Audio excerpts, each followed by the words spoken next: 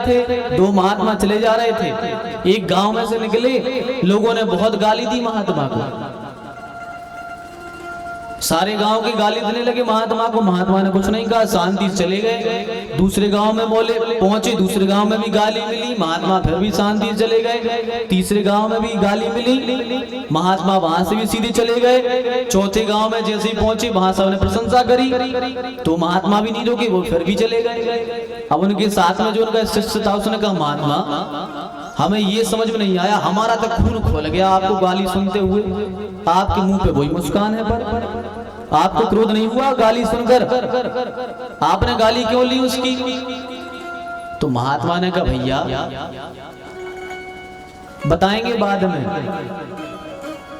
तो क्या हुआ कि एक जगह फटी शर्ट डली थी, तो महात्मा ने कहा लो बेटा ये शर्ट ले लो, शर्ट पहन लेना। ये बोले महात्मा नहीं नहीं, ये फटी शर्ट है, हम कैसे क्यों लें इसको, अलग करो, हमारे वो काम की नहीं है, जो हमारे काम की नहीं है वो लेंगे ही नहीं, अलग करो, शर्ट नहीं चाहिए फटी मटी हमें। तो महात्मा बोले भैया जैसे तुमने फटी शर्ट को त्याग दिया, तुम्हारे काम की नहीं है, तुमने नहीं ली, इसी प्रकार वो गांव के हमें गाली दे रहे थे, हमारे काम की नहीं थी, हमने नहीं ली, हमने सुना ही नहीं, वो दे रहे थे तो देते रहे, हमारे वो काम की चीज थी नहीं तो हमने ली नहीं, हम उत्तर क्यों दे? अब वो चिल्ला रहे थे, चिल्लाते रहे, हमें क्या मतलब? तो यही हमें अपनाना चाहिए, कुत्ते भौंक रहे भौंकने दो, हमें तो चाहिए ही नहीं, हमने लिया ही नहीं, अब तुम गाली दे रहे तो हमें चाहिए ही नहीं। यही स्वभाव होना चाहिए हमारा भी। तो भोलेनाथ चुपचाप चले गए। अब देखो भोलेनाथ की महिमा कि भोलेनाथ जा रहे हैं तो अपने गणों से कहा कि सुनो, यहां जो भी हुआ एक शब्द भी माता सती को पता न लग पाए, एक शब्द भी कोई माता सती को भनक भी नहीं होनी चाहिए कि आज हमारा अपमान भरी सभा में हुआ। सब शांत हो गए। भोले बाबा ने एक शब्द भी नहीं बताया कि क्या घटना घटी हमारे के साथ में, क्योंकि भोले बाबा नहीं चाहते कि अभी बेटी और पिता का युद्ध हो या उनमें बुराई हो।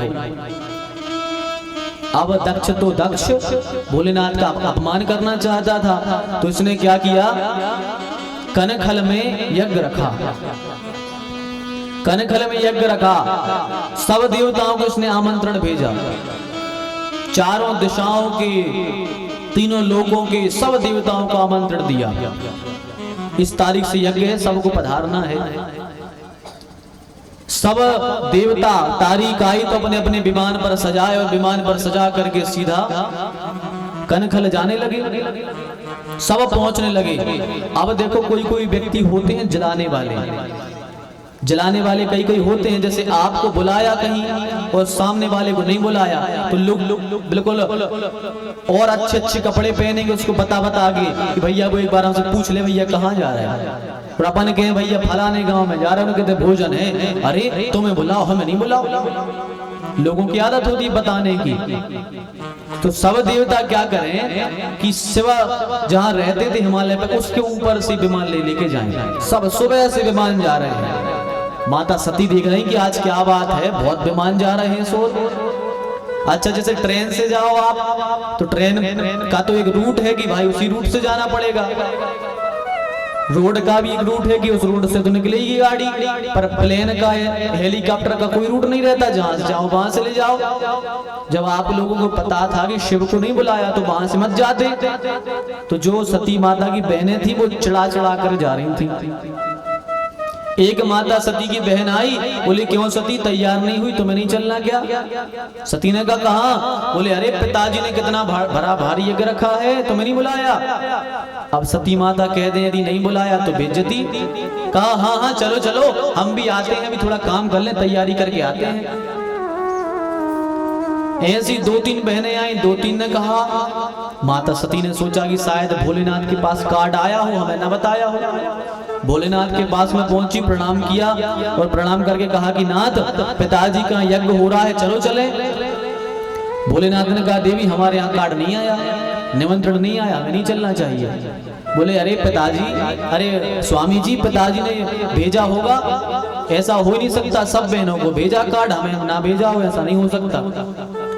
अब भोलेनाथ तो जानते थे कि भाई हमारा अपमान करना चाहता है वो, इसलिए हमें बुलाया नहीं, पर कह नहीं रहे कुछ। माता सती ने कहा नहीं नहीं पिताजी की हम लाडली, हमें तो जरूर बुलाया होगा। भोलेनाथ कहते नहीं नहीं कोई बात नहीं, नहीं बुलाया मत जाओ, कार्ड नहीं आया, बिना कार्ड के नहीं जाना चाहिए। तो सती मैया बोले कि भोलेनाथ शायद ऐसा हो कि हम हिमालय पे रहते हैं, यहाँ डाक की व्यवस्था तो है नहीं, कोई डाकिया आया हो जंगल अंगल में सांप आप देख के डर के, भूत देख के डर के भाग गया, इसलिए शायद कार्ड ना आया हो, हमें चलना चाहिए। शंकर जी ने बहुत मना किया, बोले नहीं देवी नहीं जाना चाहिए, बिना बुलाए पिता के यहाँ चले जाना चाहिए, बिना बुलाए पिता के यहाँ जाना चाहिए। पर कब? जब घर में कोई त्योहार हो, कोई महोत्सव हो, और यदि तब पिता ने नहीं बुलाया तो नहीं जाना चाहिए। हाँ वैसे चले जाओ, जब कोई कार्यक्रम नहीं है घर में पिता के तो बिना बुलाए चले जाओ। पर यदि कोई उत्सव है और आपको कार्ड नहीं दिया है तो बिल्कुल वहां नहीं जाना चाहिए। महिलाओं के लिए ये 7 वचन में भी सुनाते हैं आपको, ब्याह के वचन याद हो यहाँ पर हो यदि तो 7 वचनों में से एक वचन रहते, पतिदेव कहते कि बिना बुलाए तो अपने घर में जाएंगे, आज से हमारी है खबर।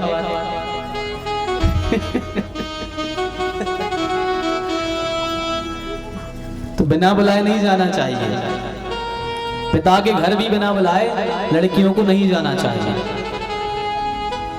सती मैया बोली हम तो जाएंगे। भोलेनाथ ने कहा देवी वहां जाने में ठीक नहीं है, हानि होगी, हमारी हानि हो सकती है, वहां नहीं जाना चाहिए।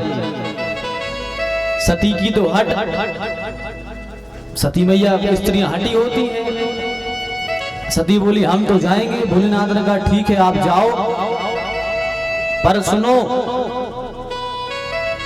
कुछ शिवगणों को साथ में लेके जाओ। जब नहीं मानी तो लेके गई। अच्छा शिव जी को आभास था कि सती मैया को त्याग करना है, तो शंकर जी ने क्या किया कि जितना उनका सामान था सती मैया का, जितना आभूषण, जितने वस्त्र, सब अपने गढ़ों से कहा कि सब भर लो भैया और सब लेके संगे जाओ। कहते हमें याद है उनकी चानी नहीं है, सब याद है लेके जाओ, पता है कब का होना। सब शिवगढ़ ने सब सामान भरा और सब सामान लेकर के सती मैया के साथ में गए। अच्छा शंकर जी का ये दाह क्यों हुआ? सती मैया ने शरीर का त्याग क्यों किया? सती मैया ने त्याग इसलिए कर दिया और शंकर जी भी इसलिए नहीं चाहते थे सती जी को, क्योंकि जब राम जी की लीला चल रही थी सती मैया और शंकर जी गए अगस्त मुनि के यहाँ कथा सुनने।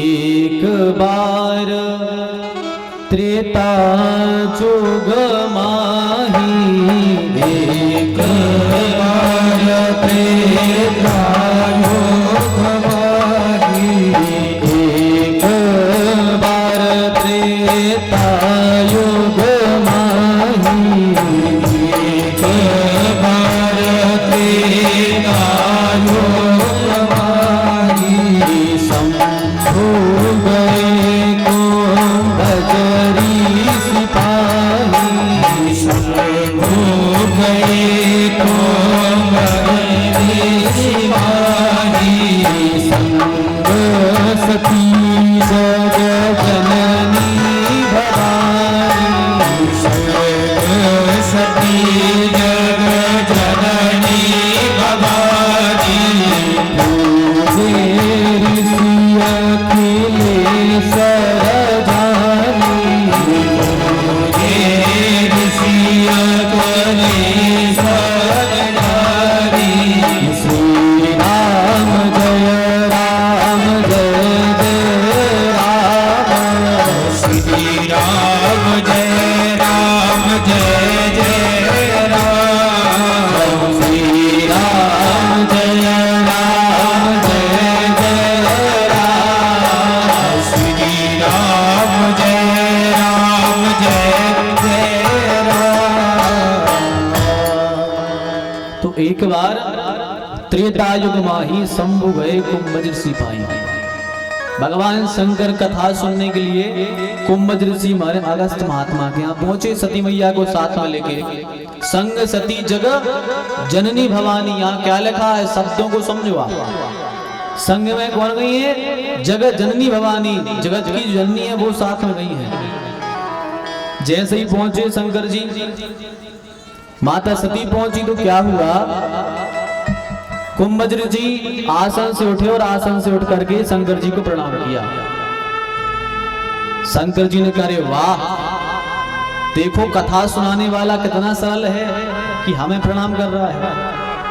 और कुंभज ऋषि ने सोचा कि बताओ, जो राम कथा के रचयिता हैं वो जब साक्षात हमारे पास आए हैं तो चलो उनको प्रणाम कर लें। तो कुंभज ऋषि ने यह सोचा और प्रणाम कर लिया। शंकर जी ने कहा, वाह, इनके अंदर अब सचमुच की कथा उतर गई है, जब तो वक्ता होकर भी श्रोता को प्रणाम कर रहे हैं। दोनों के भाव ये बने, पर जो सती मैया थी उनके भाव क्या बने। सती मैया ने सोचा, रे जैसे ही आए हम समझ गए, माने व्यास जी ने श्रोता के पांव पड़े, माने समझ गए कि नो कछु आत कहाव ने सुझे मैं पति के पांव में गिर पड़े कि भैया विद्वान आ गए हैं, सो हमें कछु नहीं आता है, इस जे हल्के बन के पांव पड़ गए। सती मैया ने यह सोचा। अब दोनों जन कथा में बैठे रहे। देखो, हमने पहले दिन कहा था आपसे सबसे कि कथा में एक न एक संकल्प लेके बैठो, प्रेम का, ठाकुर जी की भक्ति का, ये संकल्प लेके बैठो। तो शंकर जी तो यही संकल्प लेके बैठे भगवान के आनंद में डूबने के लिए, पर सती माता का संकल्प क्या था, वो पहले ही से उनको विश्वास नहीं था कि ये क्या कथा सुनाएंगे, तो अभिमान में बैठ गए संकल्प लेकर के। तो जब दोनों लौटे तो शंकर जी का हृदय तो प्रेम से भर गया और सती मैया का हृदय शंकाओं से भर गया। अब देखो, कथा वही है, सुनाने वाले वही है, पर श्रोता में भेद हो गया। शंकर जी ने राम जी को साक्षात परब्रह्म